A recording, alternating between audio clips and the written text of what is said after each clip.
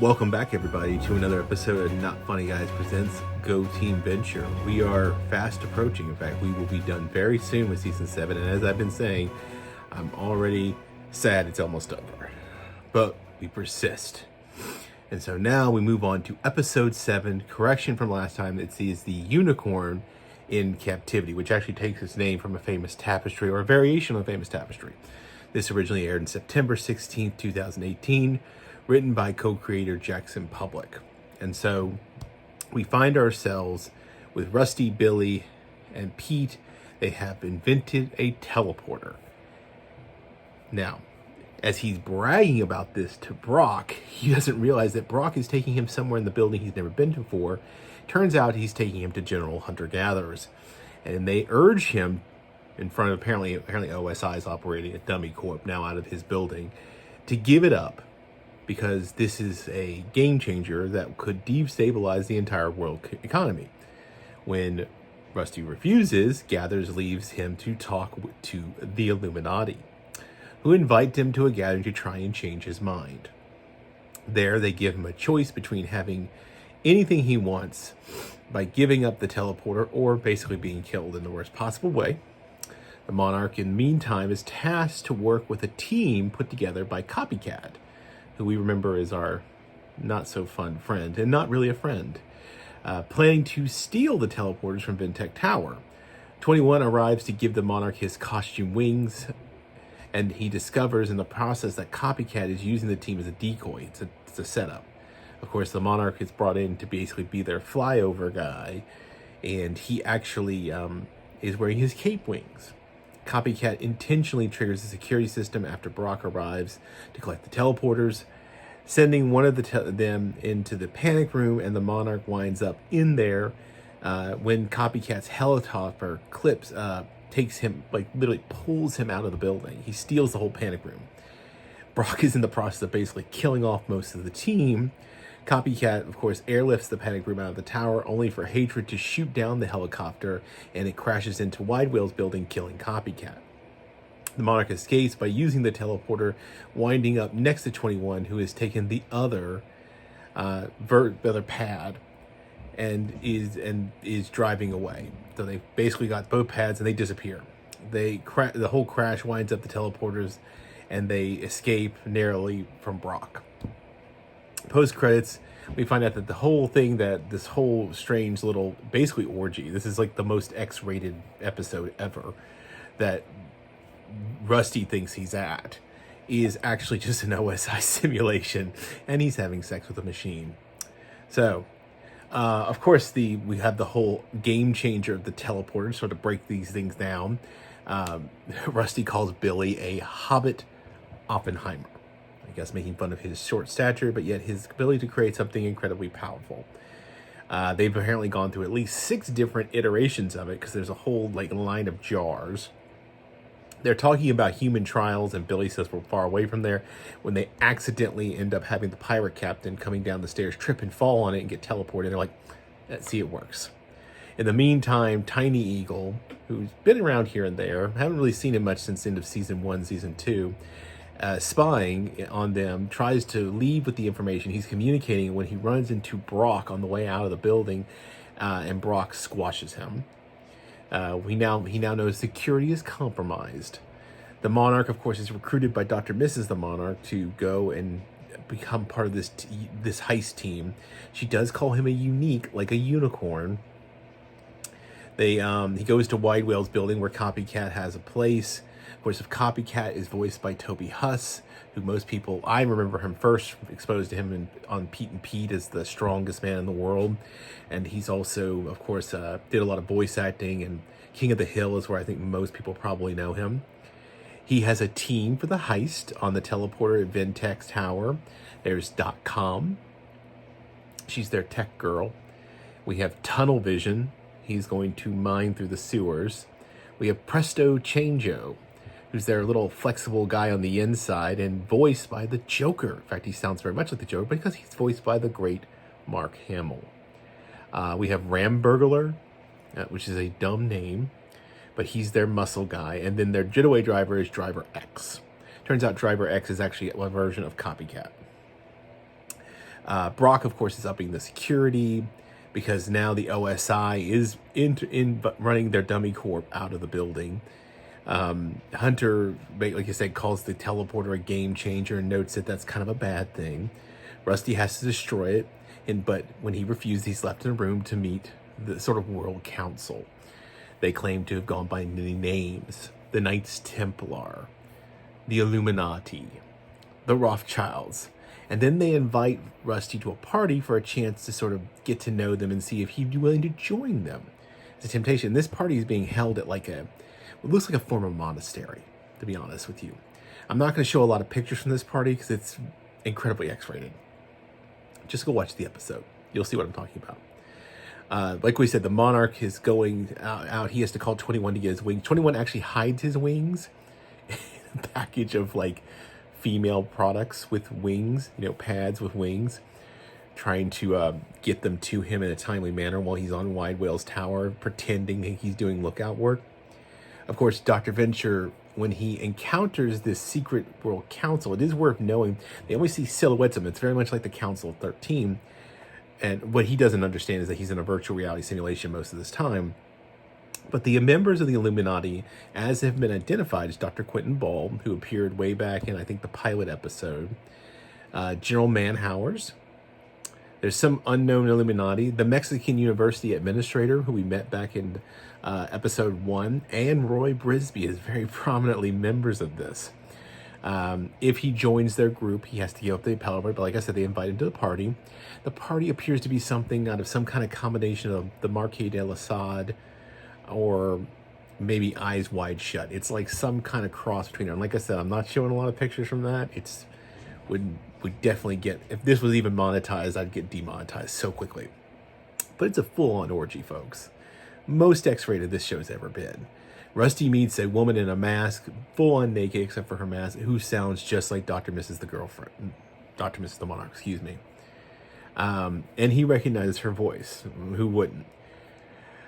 Brock, meanwhile, comes to take the teleporter. Of course, he interrupts the heist. Presto tries to fool him by turning into Helper at one point, and he does all kinds of these little Presto Changeo things, hence his name. But the jig is spoiled. The lockdown happens. Copycat is basically playing a double cross. 21 discovers this and then, of course, tries to warn the heist gang. Monarch gets teleported into the panic room. Copycat then steals the panic room. Ramburglar, unfortunately, has the teleporter pad fall on his head, and he gets decapitated. Brock gets most of the team as they escape through the sewer. Hatred had cornered Monarch in the panic room. He shoots it, and that's when it crashes in. Basically, we hope kills Copycat. Monarch and 21 end up with both of the teleporter pads and skedaddle. Now, back at the party, Dr. Mrs. the Monarch, or whatever version of her in this virtual world he's in, is planning to meet with Rusty in this room with the tapestries. The tapestry on the wall is a unicorn one. Again, the unicorn. Now, this tapestry featured in the episode is a part of 7 tapestries called The Hunt of the Unicorn. They tell the story of a hunt during which a unicorn is lured by a virgin, captured by hunters, killed, and then brought back to life in captivity. This one that they're showing goes by a couple different names, but it is the unicorn in captivity, or the unicorn rests in the garden. It is actually currently in the Met Museum in NYC. When the council, when the whole little supposed Illuminati group comes to see him, the secret council gives Rusty a choice, and they use the metaphor of the Lady and the Tiger. Now, the Lady and Tiger also was part of a story that was written that has become an allegorical expression, shorthand, in our culture for a problem that is unsolvable. But the idea behind what they're presenting to him is he can either give the teleporter and have women in pleasure, or he can have the unfortunate experience of what appears to be getting pegged by a guy with a blade downstairs. Yeah, you guess which one he took. It's pretty obvious. Unfortunately, Rusty, of course, gives up the teleporter and then chooses to be part of this orgy. However, it's not what he thinks it is. It's all just a simulation. So, boy, we're going long on these, but Had a lot to cover in that episode. So check out the next slide, and then we'll go on to our next episode.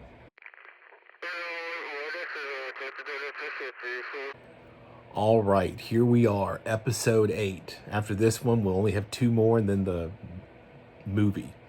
So we have the Terminus Mandate, episode 8, the Terminus Mandate, originally aired September 23rd, 2018, written by Doc Hammer.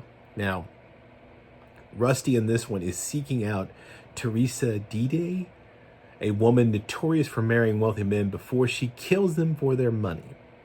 Now, apparently she's also an ex-superhero. We'll see, talk about this later. This is where the episode intersects. Of course, the Council of 13 meets with a Peril Partnership member who agrees to leave the guild alone if they pay him off. Dr. Mrs. the Monarch learns that to fully become a governing body of the guild, the council must perform one last arch and retire as villains. They also don't have to be 13. Apparently that was the Sovereign's thing.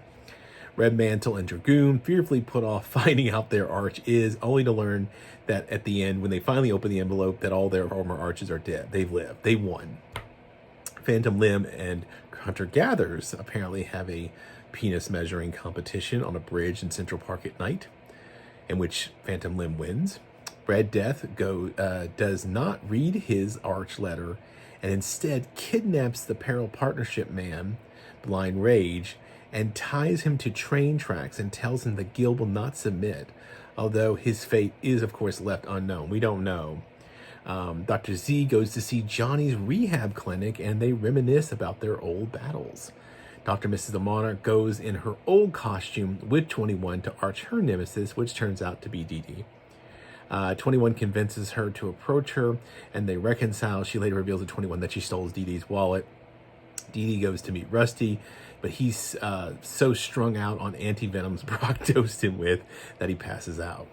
And the post-credits, all the councilmen except Wide Whale join the council officially. When they turn their decision to Dr. Mrs. the Monarch, she hesitates. So, breaking this down a little bit more, Dr. Mrs. the Monarch and Red Death are meeting the Peril Partnership along with Phantom Limb. Rusty is in the same restaurant meeting with Night Dick about our Teresa Dide woman who murders husband, a Black Widow. Rusty wants the seduction of it all, the specifics. Night Dick is basically really much trying to, he even says, I'm focusing on the obituaries and you're focusing on penthouse letters. He's basically cruising for her hard. Blind Rage is the Peril Partnership guy who shows up. He basically says, okay, you pay me off, we'll leave you alone. Back on Meteor Major, they plan to go bribe him. And this is when they have the whole conversation about there not need to be 13 members, but they do have to retire according to the guild charter.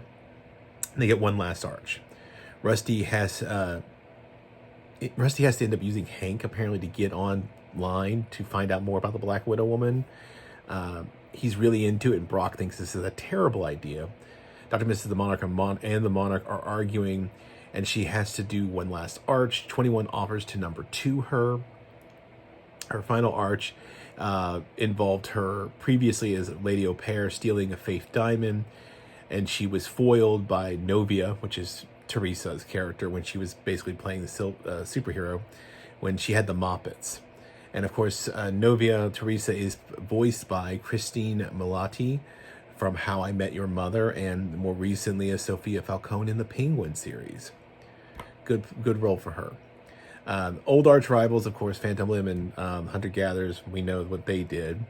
Wide Whale and Rocco end up having a talk about how he's to go after this guy, Swelia, who's now part of the Guardian Angels, and they're friends, and he's like, whatever.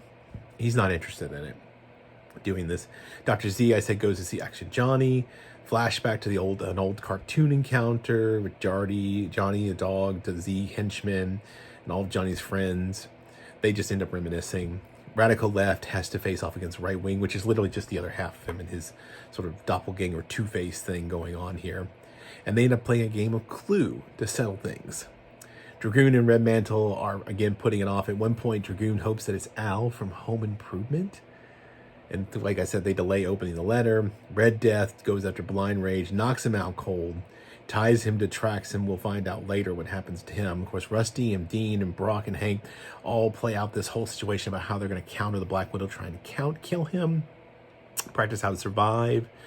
Like I said, Red Death has Blind Rage tied to train tracks, talking about classic villainy, about used to tie him up on the train tracks, giving him hope. Is it on the right track? The dynamite, the classic bomb, the ticking noise, the gentleman villainy of it all. Very old school. And then he, of course, warns the Peril Partnership, never threaten the guild again. We never, of course, see what actually happens. Of course, Dr. Z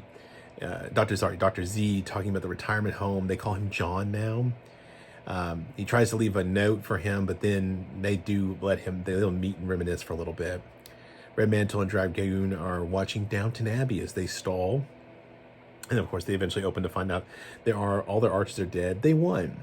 And then they say something about they would have totally schooled that home improvement guy. Novia is the Black Widow that what Rusty's chasing. Dr. Mrs. the Monarch and 21 show up to Ventec Tower. Dr. Mrs. the Monarch is just so embarrassed by this. Novia at one point thinks that 21 is Tim Tom, the Moppet, all grown up. And then Sheila and Dr. Mrs. the Monarch do this awkward run-in thing, and Dr. Mrs. the Monarch can't do it. They end up consoling each other. Of course, she later admits she stole her wallet. Dr. Z and Johnny talk. Robo Boy is still living with Dr. Z. Dr. Z brought him the Egyptian mask that was part of the whole flashback thing. Rusty is so doped up, and Brock is outside with a sniper rifle. And then the whole thing is revealed that Teresa Nairobi, she's not really a Black Widow. Sheila or whatever. Sheila is Dr. Mrs. the Monarch's real name. Then Dr. Mrs. Monarch helps 21 out by cutting off his ponytail. And that's when she admits she stole the wallet. So, again, I'm actually glad we're spending a little extra time on these videos, because we're going to have to say goodbye soon.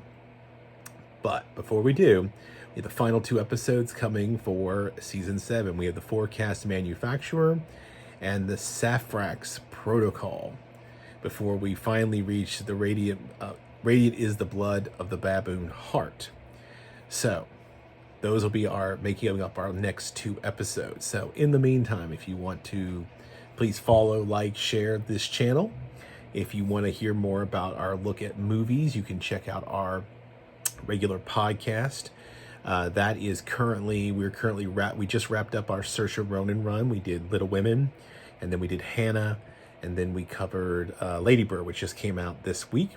So check those out, and we'll be moving on to the Rambo franchise with First Blood.